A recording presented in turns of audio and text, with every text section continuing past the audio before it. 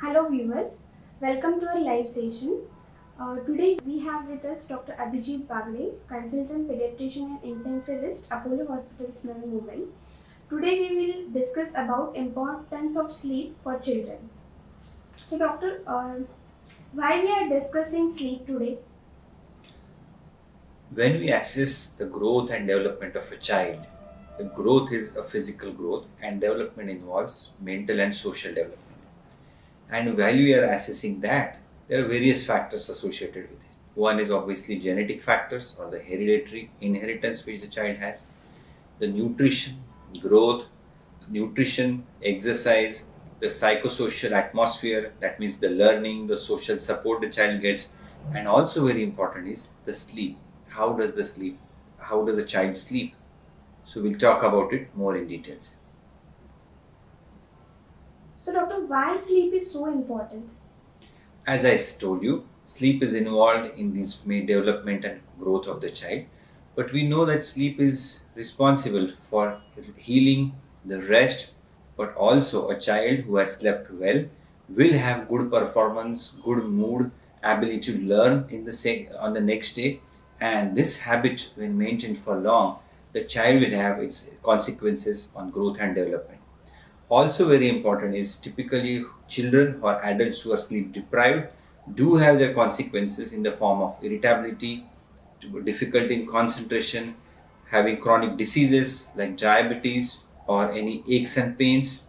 This is why the maintenance of good quality and adequate duration of sleep is important. Another point which I want to highlight, a disturbed sleep of a child not only disturbs the child's sleep and behavior, but also affects the sibling and the parental sleep and their life. So in short, it affects the entire, it can affect the entire family. Do children have sleep disorders? Yes, though not many of us think about it or know about it, yes, children can have sleep disorders. Now, typically 30 to 40% children can have some sort of sleep disturbances at some point of their time, but the major or the sleep disorders are seen in only 2 to 4% of children. Doctor, we have different age groups in children. Do they have different need of sleep? Yeah, again, excellent question. Now, when we start off our childhood, it's basically a child is born, and in first 3 to 6 months, child sleep for 18 to 20 hours a day. The sleep is interrupted only for feeding and basic needs, and the child keeps on sleeping. As they grow, typically at 1 year of age, child will be sleeping more consolidated in the night time, but getting 1 or 2 daytime naps. And this pattern typically progresses in the form of consolidating sleep in the night with uninterrupted sleep and maybe one nap, and then as they grow after 5 years they may not sleep at all. This is how the sleep pattern changes from early infancy to the adolescent age group. Also, what we see is the sleep requirement of the sleep duration also reduces as the age grows. Typically, a adolescent child needs to sleep only for 8 to 10 hours a day, whereas a newborn, as I mentioned, needs a sleep of 18 to 20 hours per day. What are the symptoms of sleep disorders and when to consult a pediatrician? Sleep disorders we typically think can come only in the night time. For example, difficulty in falling asleep, other words we call it as insomnia, or a child who gets up frequently in the night for various reasons. Maybe it is breathing trouble, maybe seeing bad dreams. But also, what is very common and commonly seen is the daytime disturbances. A child who has difficulty in concentrating or who is irritable, feels tired, has body aches, repeated headaches. These are the common symptoms in which the sleep disorder can present. Another few things which we see in the night time are if the child has typically sleep disorder breathing or obstructive sleep apnea in which the breathing stops for various reasons, then the child may present with snoring or sudden passage of urine in the sleep, that is bedwetting. So these also can be symptoms of a sleep diseases or sleep disturbances in a child. What are the common issues faced by the children when disturbed sleep? See, what happens is, as I told, sleep is not a or sleep is a neglected topic for most of us. That is one aspect. On the top now, especially with this lockdown and COVID, typically a child of say who used to go at 8 a.m. in the school used to get up on time, have his breakfast, get ready, and then go to school. Now, when they are working from home or having attending school from home, what happens is they the first 2 hours of early 2 hours are completely shortened to only 15 minutes. Child gets up, have some breakfast, and directly starts school. Now that disturbs the entire day, and you would see the effects also throughout the afternoon and then in the evening. So this is pattern which has happened. Another thing which we see in children nowadays, suppose there is a social gathering or any important exam, especially in adolescent children, they tend to sleep lesser in the weekdays and then cover up that sleep on the weekends. But body is not supposed to work like that. So these are the common symptoms which are reasons which precipitate sleep disturbances in children.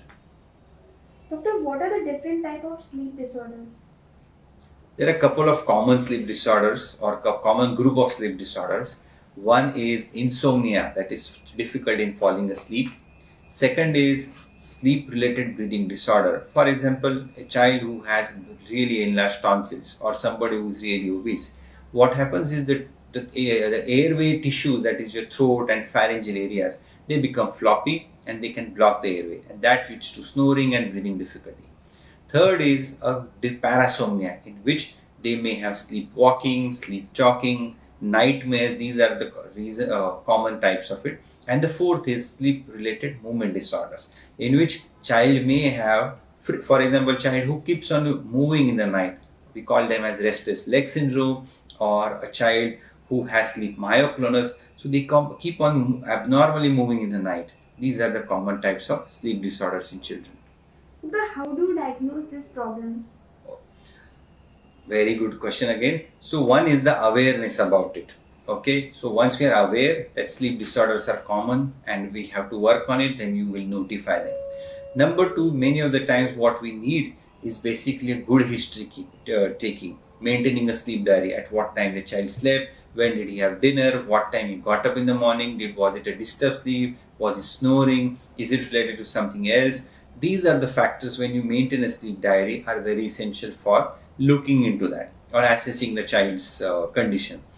What we generally need is a pediatrician, and depending on what is the primary assessment, then various specialists and inputs can be taken. If there is a developmental issue, from a neurologist. If there is a enlarged adenoids or tonsil, then we can get inputs from ENT specialist. If there is a breathing problem related to obstructive sleep apnea, then we can involve a pulmonologist to see a test called as polysomnography. So these are various things which can be done, but generally all those things are not required. What we need in many situations is good history and good common rituals or common things, common habits to be followed, which we call as sleep hygiene, and that will reduce most of the symptoms. Doctor, what is sleep hygiene? Okay, very, very important question, and I want all of you to go on internet and read about it and hear about it. Sleep hygiene, as I told, are simple habits to be followed which ensure good quality and good adequate quantity of sleep for the child, which will ensure good development and growth and development of a child. So what does this mean? Couple of things which include, say, let's talk about the daytime. Day sunlight is very important to maintain our circadian rhythm. So if we are exposed to sunlight, our body registers that it is daytime, and then eventually we fall asleep in the night. Number two, adequate exercise. A child who has not done exercise or any exertion, is not tired, will find difficulty in falling asleep in the night. These are two things. So exercise and sunlight exposure. And then when the child goes in the bedroom to sleep, couple of simple things to follow are keeping the bedroom and the bed only reserved for sleeping. So the child knows, when I am on the bed, the job is to sleep. Next, following a good sleep routine. Have your dinner on time. At least keep a gap of 2 hours. Do not watch very disturbing movies or media on screen in those periods, so that your mind is settled by the time you are on bed. Doing toothbrush before you go to sleep, taking shower, or changing clothes, so that the body and the mind tune that now the child has to sleep. These are the common things which we follow. Another thing is keeping the bedroom at a comfortable temperature and reasonably noiseless so that child can fall asleep.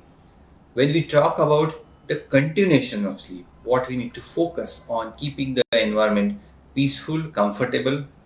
If somebody has enlarged tonsils or adenoids, then it should be dealt medically so that the child doesn't get up in the night because of breathlessness, and avoiding mosquito bites or loud noises, which also are known to disturb the sleep. So these are common things which we can follow so that as I told, the growth and development of a child is not affected, and also their mood, their behavior, and the long-term health also is well maintained. Doctor, can you please summarize for us? Yes. So sleep is an important aspect of life. It has to be dealt very, very sincerely. We need to know what is sleep hygiene. We need to know that yes, sleep disorders and disturbances are common in children. Fortunately, many things can be dealt by just simple sleep hygiene principles that we have just discussed. You can always read about it. And if at all there are really concerns which are troubling your child's sleep and or other symptoms, then we need to definitely meet and talk about it. I'm sure many situations have answers today. Thank you. Thank you, Doctor, for summarizing today's topic. I'm sure our viewers will get good knowledge from the same. Thank you so much. Thank you.